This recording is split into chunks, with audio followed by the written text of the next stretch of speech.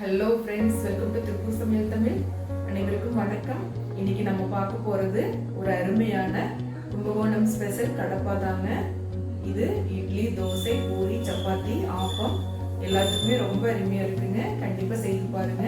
எங்கள் வீட்டில் எல்லாருக்குமே ரொம்ப பிடிக்கும். அடிக்கடி செய்ய சொல்லுவாங்க. கண்டிப்பாக நீங்களும் செய்து பாருங்க. எப்பவும் ஒரே மாதிரி செய்யறது தான் இது டிஃப்ரெண்ட்டாக செய்து கொடுங்க. எல்லோருமே விரும்பி சாப்பிடுவாங்க. நம்ம வீடியோக்குள்ள போறதுக்கு முன்னாடி நம்ம சேனல் சப்ஸ்கிரைப் செய்யாதவங்க சப்ஸ்கிரைப் பண்ணிக்கங்க. பக்கத்துல இருக்க பெல் சிம்பல் கிளிக் பண்ணி ஆல் கொடுங்க. வாங்க எப்படி செய்யறதுன்னு பாசி பருப்புங்க. இந்த கப்ல ஒரு 1/4 கப் அளவுக்கு எடுத்துருக்கிறேன். இது 250 ml கப்போட அளவுங்க. நல்லா வாஷ் பண்ணிட்டு வரேன். 2-3 டைம் வாஷ் பண்ணிட்டு வரேன். வாஷ் பண்ணிட்டு வந்துட்டேங்க. போட்டுக்கலாம்.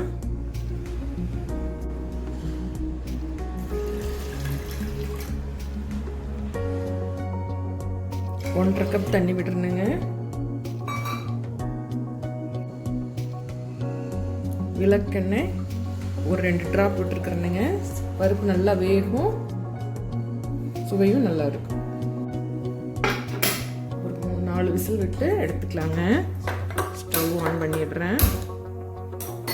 அப்புறமா பார்க்கலாம். உருளைக்கிழங்கு 1ங்க இது போல் கட் பண்ணி எடுத்துருக்குறேன். இதையும் வேக வச்சு எடுத்துக்கலாம். நான் ஒரு 3-4 பேர்த்துக்கு அளவாக செய்கிறேனுங்க. நீங்கள் எத்தனை பேர் உங்கள் வீட்லேயோ அதுக்கு தகுந்த அளவுக்கு பார்த்து போட்டுக்குங்க. இதுவும் ஒரு 2 விசில் விட்டு எடுத்துக்கலாங்க. 2 விசில் விட்டால் போதும், வெந்துடும். ஒரு தேங்காய் பேஸ்ட் அரைக்கணுங்க. தேங்காய் ஒரு கைப்பிடி கட் பண்ணி எடுத்துருக்கணுங்க. நீங்கள் துருவி கூட போட்டுக்கலாம்.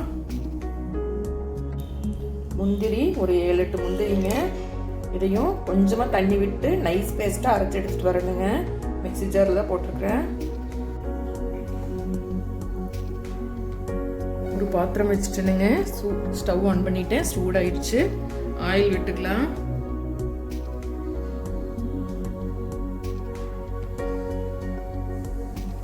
ஒரு டேபிள் ஸ்பூன் அளவுக்கு விட்டுருக்குறேனுங்க. ஏன்னா வெங்காயம், தக்காளி எல்லாம் வதக்க போகிறோம். சூடாகட்டும். சூடாகிடுச்சுங்க. ஸ்டவ் மீடியமில் இருக்குது. பட்டை ஒரு துண்டு,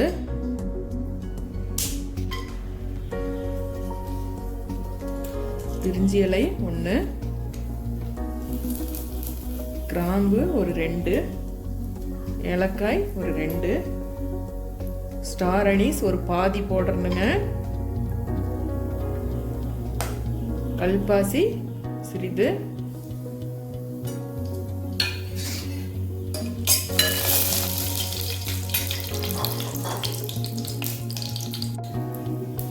அடுத்து 4 ஒரு பச்சை மிளகாய் 4 போடணுங்க.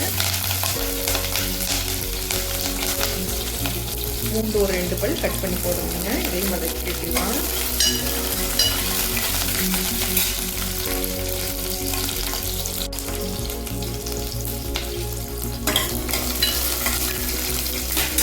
பெரிய வெங்காயம் மீடியம் சைஸுங்க. இது போல் கட் பண்ணி எடுத்துக்கிறேன். இதுவும் போட்டுக்கலாம். 2 மீடியம் சைஸு 2 இது போல் ஸ்லைஸ் பண்ணி எடுத்துக்கிறேன். நல்லா வதங்கட்டும்.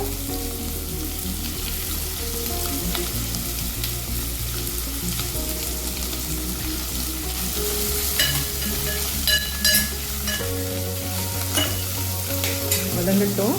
அப்புறம் பார்க்கலாம். சோம்பு சிறிது போடுறேனுங்க. போடுறது மறந்துட்டேன், அதனால் இப்போ போடுறேன்.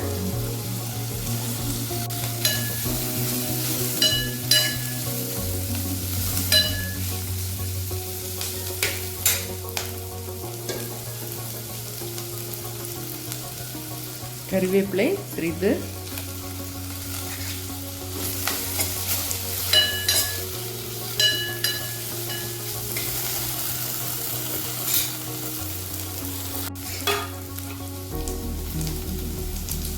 இஞ்சி பூண்டு பேஸ்ட்டுங்க விழுது ஒரு 1/2 டீஸ்பூன் போடுறேன்.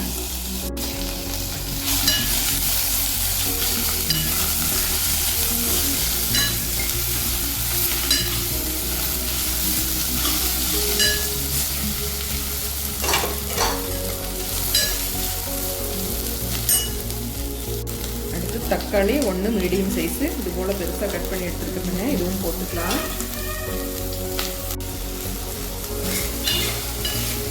வதங்கட்டுங்க. வதங்குற கலவை கொஞ்சமாக உப்பு போட்டுக்கலாம். ஒரு 1/4 டீஸ்பூன் கல்லுப்பு போடுறேங்க.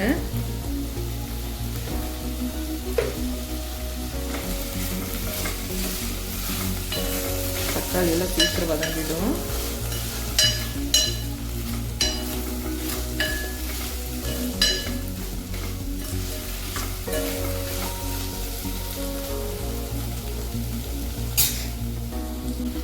அடுத்து இந்த பாசிப்பருப்பு வேக வச்சதுங்க, இதையும் போட்டுக்கலாம்.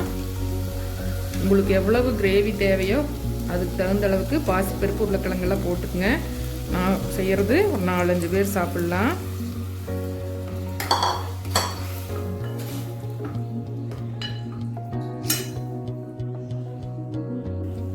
மஞ்சள் தூள் ஒரு கொஞ்சமாக போடுறேனுங்க. ஒரு 1/4 டீஸ்பூன் அளவு போடுறேன். பருப்பு வேக வைக்கும் போது கூட போட்டு வேக வச்சுக்கலாம்.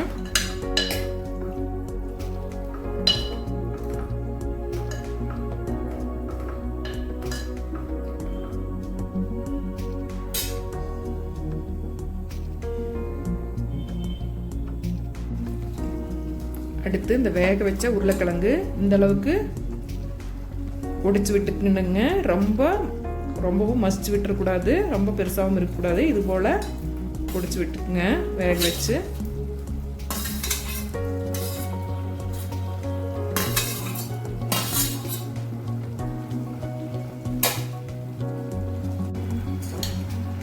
பொடி வந்துடுச்சுங்க. இந்த அளவுக்கு இருக்கணும்.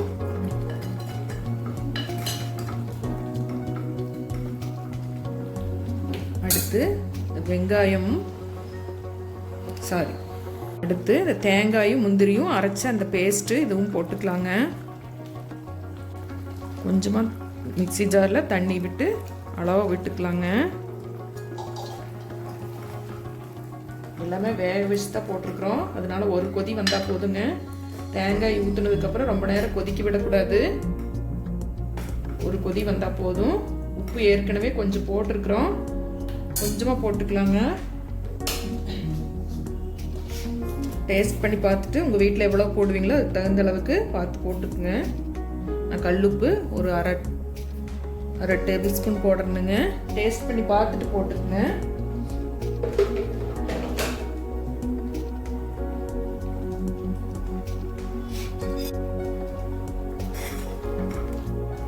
அருமையான கும்பகோணம் கடப்பா ரெடி.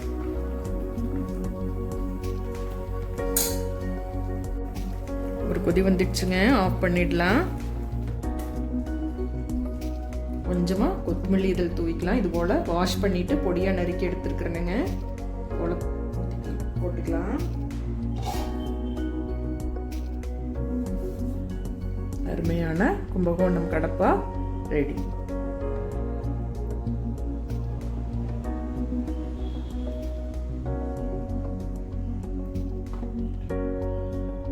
அருமையான கும்பகோணம் கடப்பா ரெடி. அருமையான கும்பகோணம் கடப்பா ரெடி.